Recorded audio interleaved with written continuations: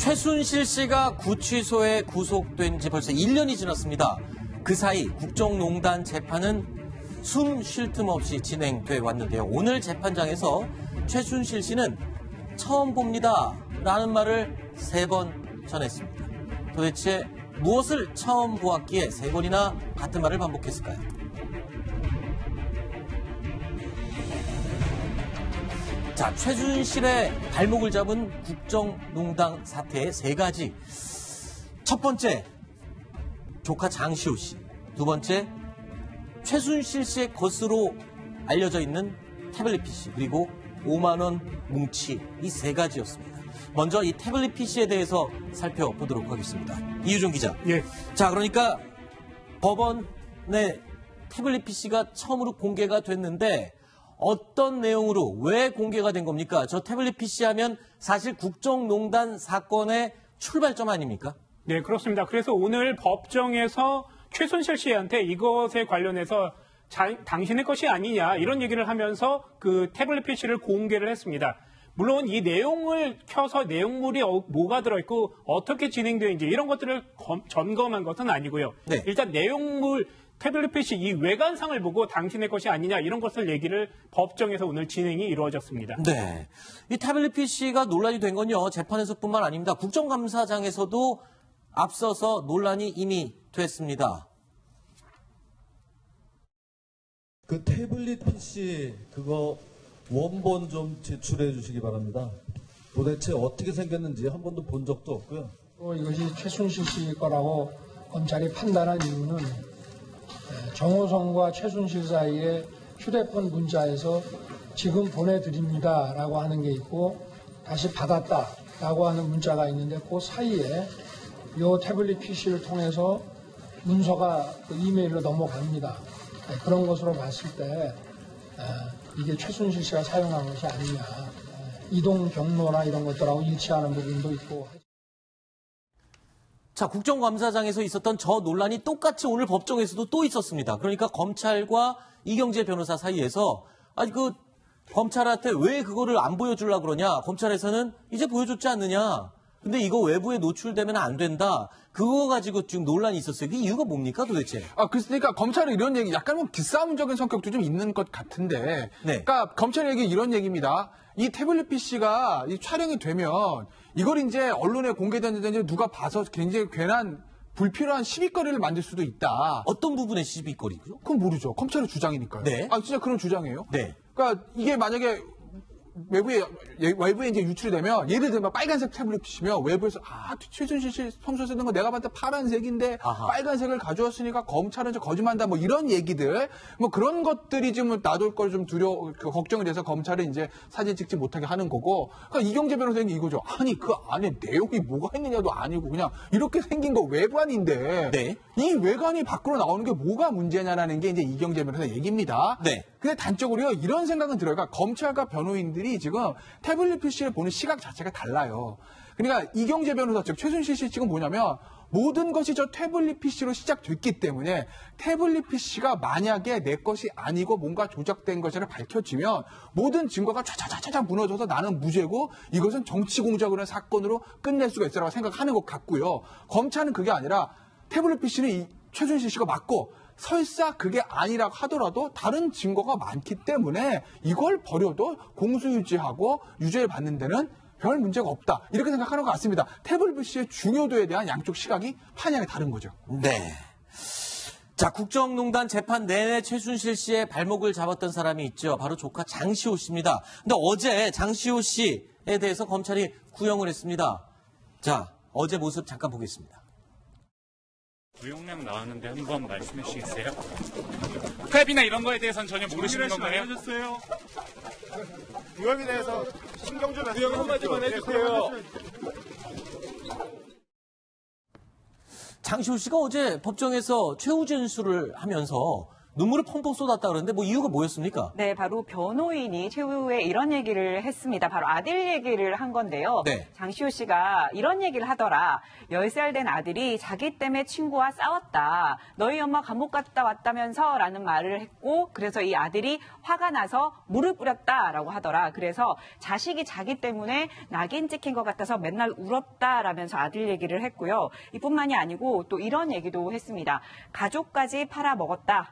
아이스크림 받아 먹고 자백했느냐는 조롱을 당했다. 그러니까 그때 검찰이 장시호 씨한테 아이스크림을 줬다 이런 얘기 했었잖아요. 네. 그러면서 자백하게 된 거는 그런 것 때문이 아니고 용기를 낸 거였다. 제가 잘못을 한 것을 알기 때문에 더 이상 드릴 말씀이 없다라고 하면서 펑펑 울었습니다. 자, 옆에서 이 얘기를 이제 변호인이 하니까 장시호 씨가 운 건데요.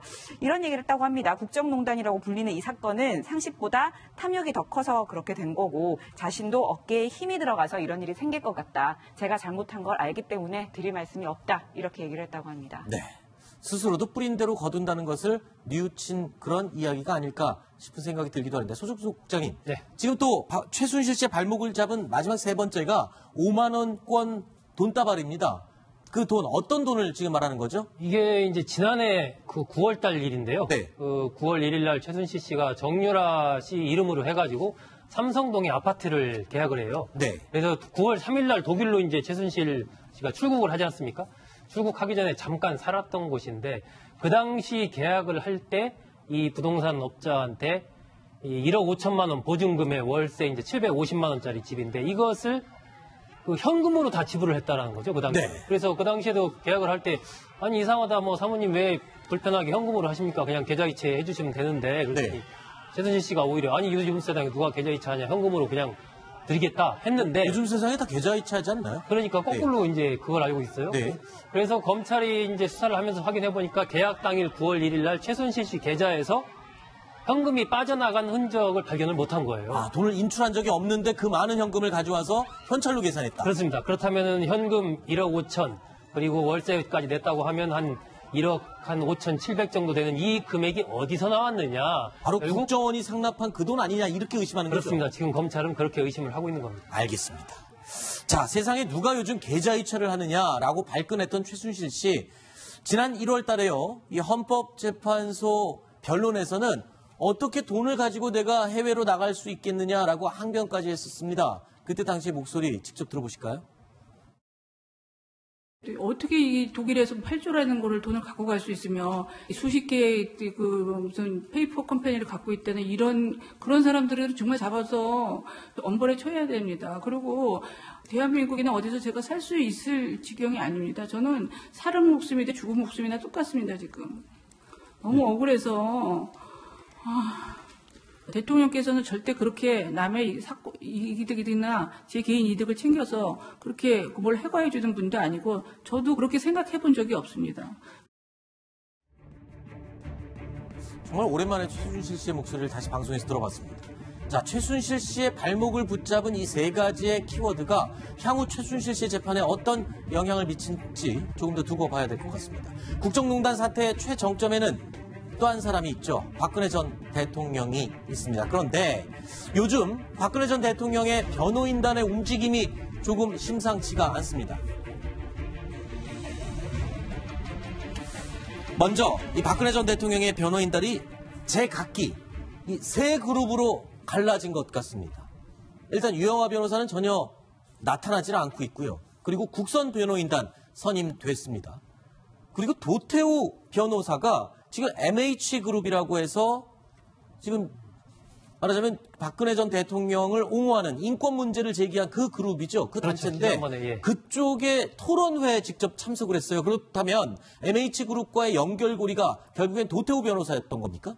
지금 뭐 그 부분이 정확하게 밝혀지지는 않고 있는데 네. 도태우 변호사가 지난번에 박 전 대통령 변호인단에 있다가 이제 사퇴를 하지 않았습니까? 그랬죠. 그런데 토론회에 참석을 해서 여러 가지로 이제 이 댓글 사건 수사가 박 전 대통령 당선의 공정성을 훼손하려는 의도가 있다라고 하면서 또 해산된 통합진보당을 복구시키려는 이런 의도를 갖고 수사가 진행되고 있다. 이런 주장을 막 이제 펼쳤는데 그런 부분에 대해서 이제 검찰은 아니 변호를 할 때는 가만히 있다가 그런 얘기를 왜 외국 나가서 하느냐 참 이해할 수가 없다. 이런 이제 반응을 보였는데 MH그룹 법과의 연결고리를 도태호 변호사가 하는지 그 부분은 정확히 밝혀지지는 않고 있는데 일단은 미국 쪽에 있는 박 전 대통령이 지지 그룹에서 MH그룹을 선임을 했고 네. 거기에서 아마 도태호 변호사를 섭외해서 오늘 패널로 참가한 것으로 그렇게 지금 알려지고 있습니다. 네. 일단은 유영하 변호사는 지금 수면 위로는 전혀 올라오지 않고 조용히 있는 것 같습니다. 그리고 최근에 이제 재판부가 국선 변호인단을 선임을 했는데 선임 12일 만에 12만 쪽의 자료가 조용히 전달됐다라는 보도가 오늘 신문에 실렸습니다. 자, 12만 쪽의 자료 굳이 조용히 전달해야 되는 이유가 다 있겠죠. 신상 노출 때문에 그렇죠. 국선 변호인이 누군지. 그럼 굉장히 부담되거든요. 원래 이제 그 박근혜 전 대통령 어떤 사건이 사건 번호 딱 치면 이제 변호인 밑에 이제 대법원 사건부터 보면 국선변 이름 다 나오거든요. 누군지 알 수 있습니다. 네. 근데 지금 박근혜 전 대통령 재판 같은 경우에 재판부에서 아직 그걸 등록을 안 했다는 거예요. 네. 쳐봐서 누군지 알면 또 신상 털기 이런 것들이 있을 수 있지 않습니까? 그렇죠. 국선 변호인 같은 건 선정을 하는 거지 본인이 하겠다고 돈 받고 하는 게 아니거든요. 네. 그러니까 선정이 돼서 할 수 없이 하는 건데 괜한 어떤 불이익을 줄까봐 이제 재판부에서 그런 부분 좀 걱정을 하는 거고 그래서 이제 조심스럽게 검찰에서 사건 기록 갖다 줬다는 거고요. 또 하나 재밌는 게 있습니다. 뭐죠? 이거 원래요. 기록을 변호사들이 가서 복사해야 돼요. 네. 12만 쪽을요. 어떻게 복사합니까? 근데 이 복사도요. 이게 철근으로 묶거든요. 네. 그걸 풀어가지고 전자복사 이게 쫙쫙쫙쫙 돌리면 되는데 네. 그럼 기록이 없어질 수 있으니까 하나씩 이렇게 해야 된다고요. 아, 그럼 직원들이 가서 이 12만 쪽을 하나씩 복사를 얼마나 오래 걸리겠어요? 그렇겠네요. 못합니다. 그러니까 이번에는 검찰에서 기록을 복사해서 차로 보내줬다는 겁니다. 아하. 국선변호사도 배려를 한 거죠. 네. 왜냐면 검찰에서 내부적으로 복사할 때는 그거 철근 풀어가지고 자동 복사해버리면 되거든요. 그렇군요. 안에서는 분실이 안 되니까. 네. 그 정도로 이 사건 이 기록이 방대하다는 걸 단적으로 알려주는 하나의 에피소드. 알겠습니다. 자, 네 번째 이야기까지 살펴봤습니다. 다섯 번째 이야기 준비되어 있습니다. 오늘 저희가 6위로 꼽은 소식이네요.